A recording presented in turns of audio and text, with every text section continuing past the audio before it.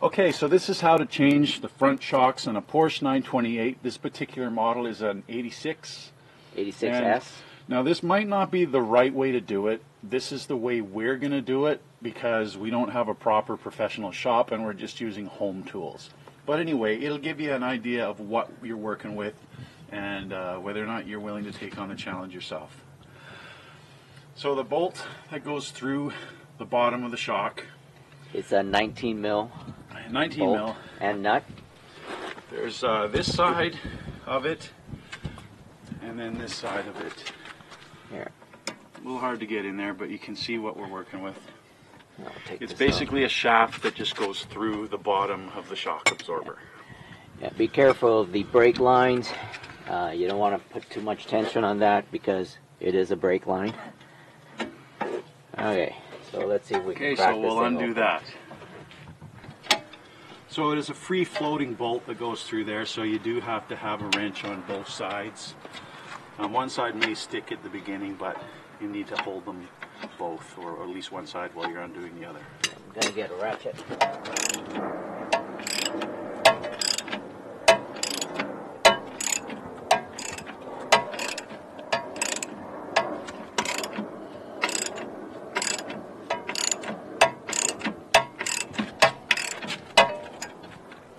Okay. So before we take the nut completely off, I'm going to loosen the top 3 bolts or nuts.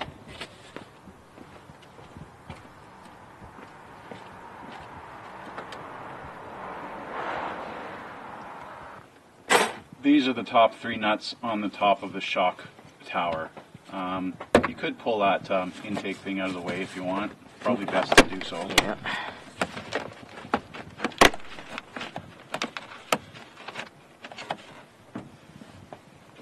And then you Give it got a little some more clearance to lubrication here. WD-40 penetrating oil. It's always good to get things started. PB blaster. I was told it's the best. We'll see.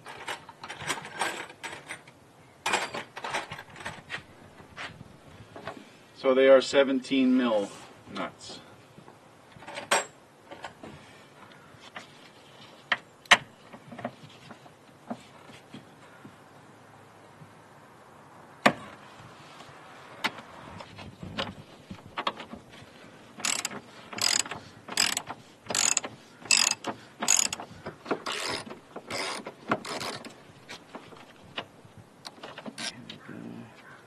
Last nut and washer.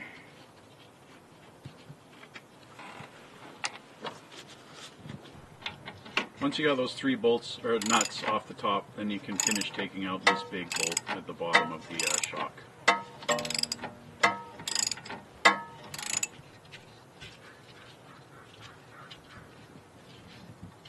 Okay. 19 mil nut.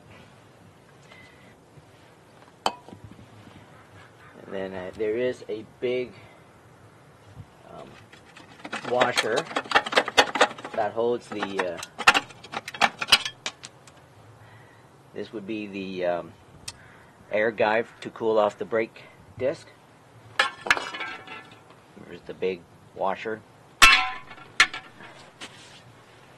And now you can see how the bottom of the shock is held on. It's held on by a bracket that is attached to the bottom control arm. I'm going to give that a little shot of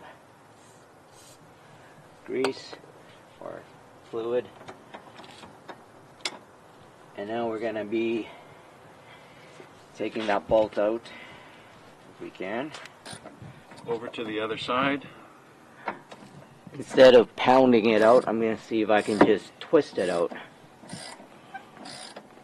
And it does seem to be working.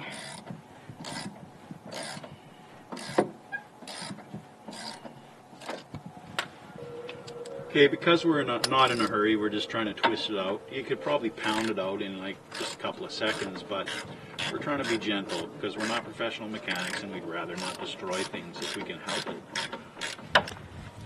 Okay, once we've twisted it as far as we can get it out, we're going to tap it out the rest of the way. rubber mallet and a small socket extension works good enough.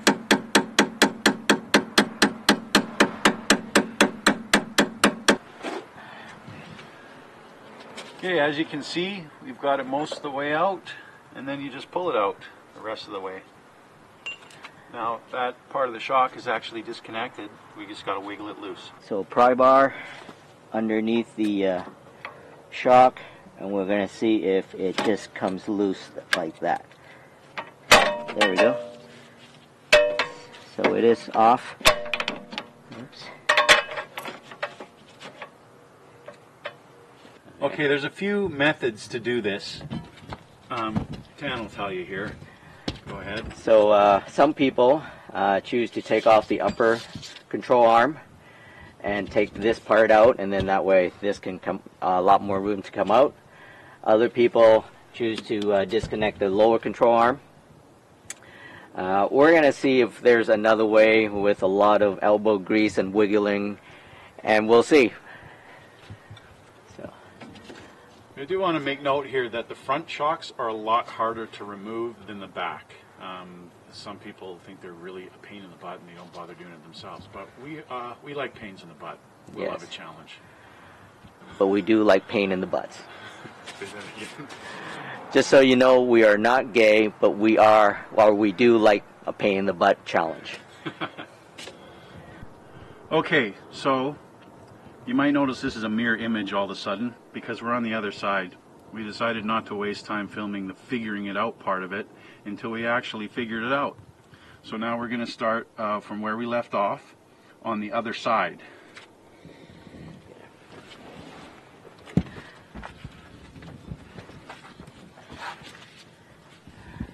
Ready? So we're wanting to take off These two nuts, they are 19 mil. This will detach this part and the lower control arm. So we selected to partially take off the lower control arm to slide the shock down and out. So we're going to start with these two, and then we're going to move on to up here where the I guess the back end of the control arm is attached to the frame. So we'll start with that, and I'll show you the other two after. Point those spots out from up top here so we know what we're looking at. Okay, keep going. Okay. So it's the end of this control arm, the lower control arm, that is attached to the disc part. So we're going to take out the two nuts down here to separate these two parts.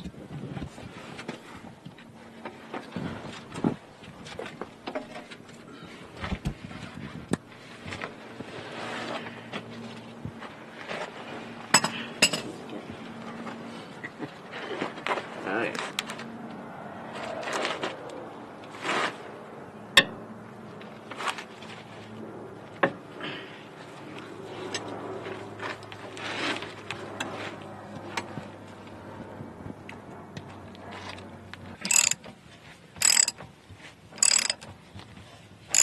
Go.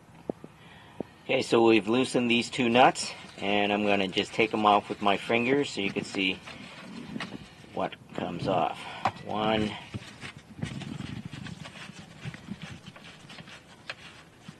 2, and there is like a fitting that comes off with it. Okay, once you have that off, this and the lower control arm, it should just slide off each other. There you go. And now we have these two parts apart.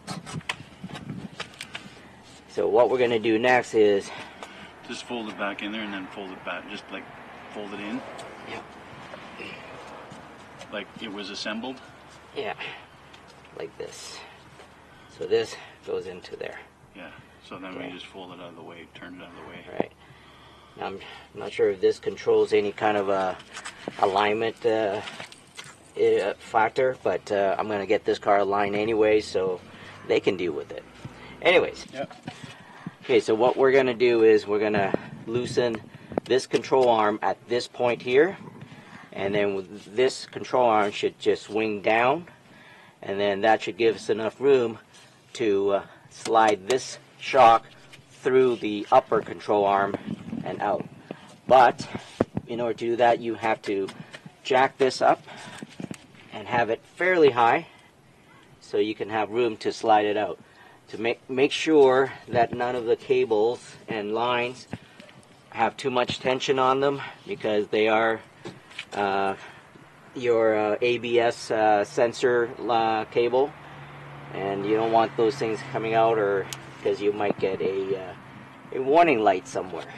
Alright, so let's get this done. 84 and earlier do not have ABS.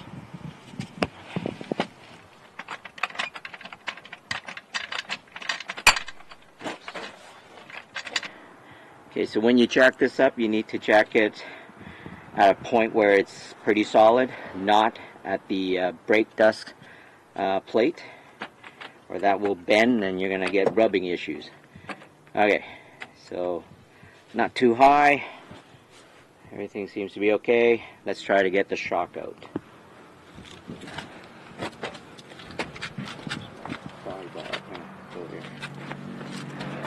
Now this is the part that's the pain in the butt, and you'll see that in a minute. Once again, I just want to say we are not gay. There's absolutely nothing wrong with being gay, but we are not. Okay. So I have to loosen this part. Okay, this is that part that you got to loosen up just to let the control arm swing down easy.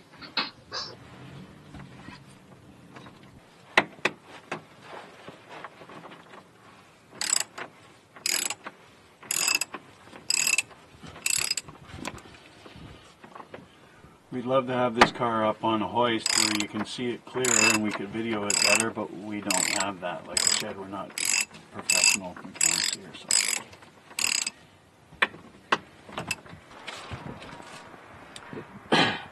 We good? Yeah. So what happened here is that those two bolts that holds this part here, okay, is attached with this bracket and these bolts. So once those two or those are out, this can move pretty easily. So I just push that down. The shock came out of its fitting here. And now the fun part, the wiggling part. Just have to wiggle.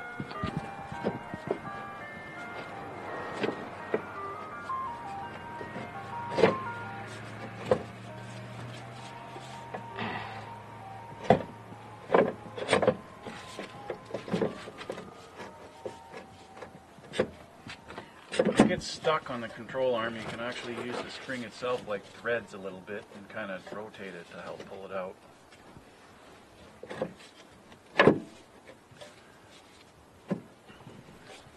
Oops.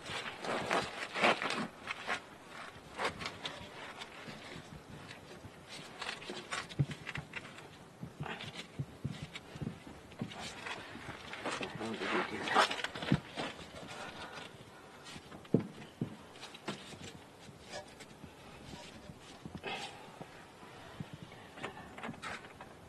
I'm going to try and record this entire part of wiggling it out, just so that you don't miss any detail. It might be a little boring, but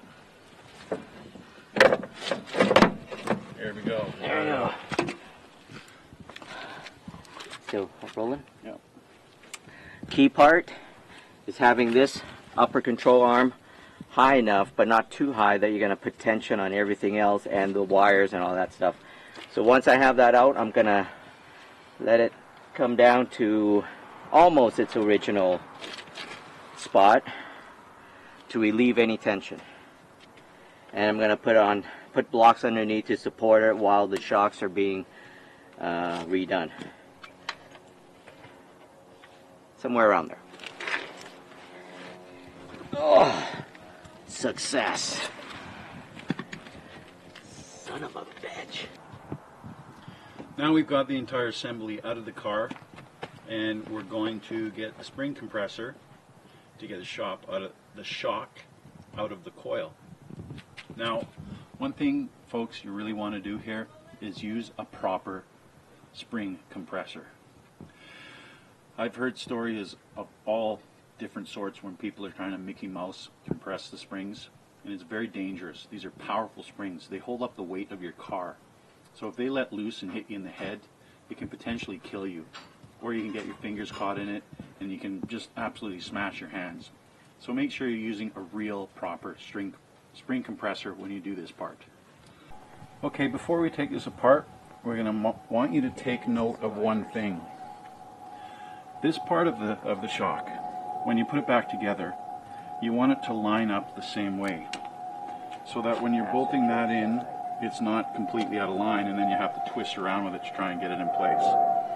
So take note of that. Take a picture, measurement, scribe marks on it, whatever you got to do. Just make sure that when you put the new shock in and put it back together, the angle that sits compared to the angle of that thing right there, that bushing in the end of the shock, is the same when you put it back together. Otherwise you're going to run into difficulties lining things up when you're putting this back into the car. Okay, spring compressors are on the springs, and we're going to compress the springs now. Just simply, I'm sure you know how to use spring compressors. If you don't, then figure that out or find out, because we're not going to give a tutorial on every little minor thing. And we don't have a driver, a cordless driver, because we like pain in the ass challenges. Again, we're not gay, but we like pain in the ass challenges.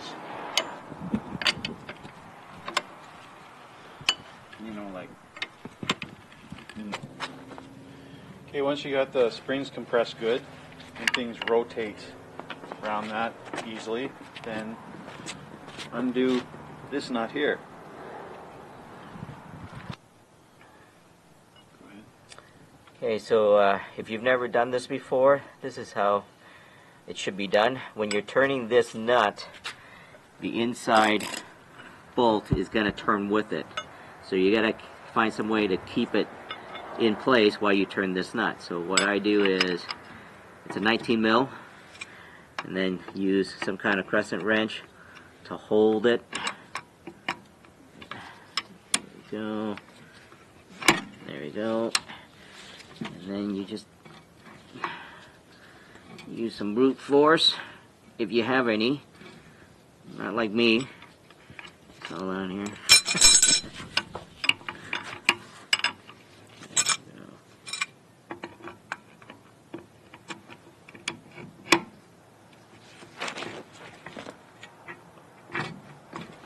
There we go.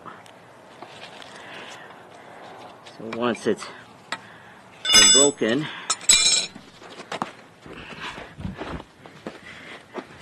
you straddle it. Again, we're not gay. And you just continue to loosen.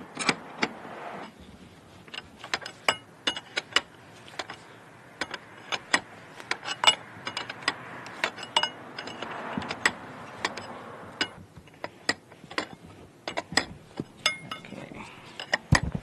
There we go. There's the nut. Washer, the top assembly. Now you can pull this out. Okay, here's the spring. Okay. You got your boot cover.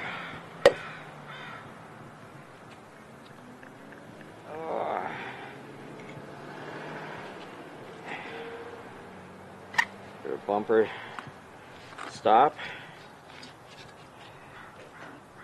Another plastic washer. Okay.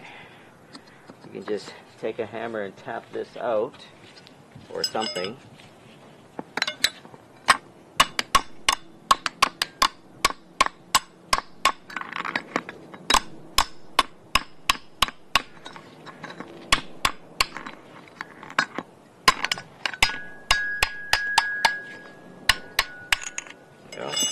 You need to take that out. The new shock will come with a new one of these, so it doesn't matter if you destroy this. The bottom plate. And now the fun part, you have to get the collar off of this shock, and this being the original shock, you're going to need Superman to accomplish that feat. So I'm going to bring it to a shop that has some kind of press to get this thing out. And when you put it on the new shock, it goes on the exact same order. All of this, and back it goes. Good idea also, folks, when you take it apart, lay it out in the order that you took it off so that you get confused and have to figure that out. This will save you a lot of hassle later on in having to figure out how to put it back together. Okay, so I did say you'll probably need a press to get the collar off, but we're just going to try to see if we can just tap this off.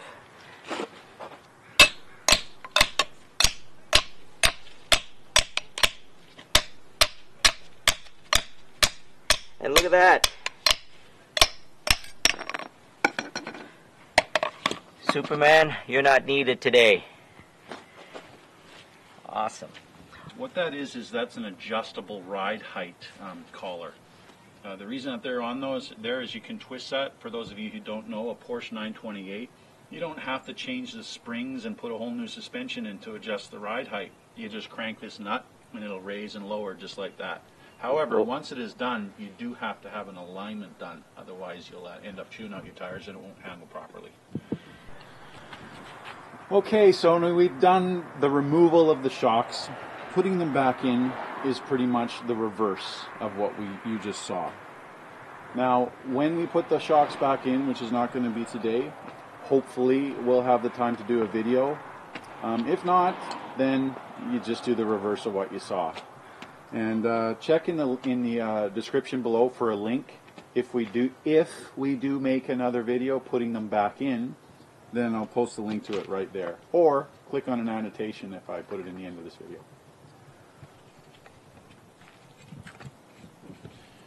Just a curiosity little trivia thing at the end of this video to show you. This guy is a real 928 enthusiast. He's got one here. He's got another one hiding under the cover here. And all of those are 928s. And he's got a couple of 911s in here. This guy is mildly obsessed with Porsche. Just a little. He's a little bit OCD about Porsche. But at least he's not gay. Not that there's anything wrong with Nothing wrong with that. I like a challenge, but not in that kind of way. You know, he says that a lot in this video, kind of getting the sense that he might be in denial. No denial. No denial. So folks, once you finish this, you absolutely will need to get a wheel alignment done. There's no two ways about it. It has to be done. But don't just go to anybody who does alignments. Make sure you go to somebody who's worked on 928s in this way before, because it's a little bit different than your average domestic car. Thanks for watching. Hope this helps you.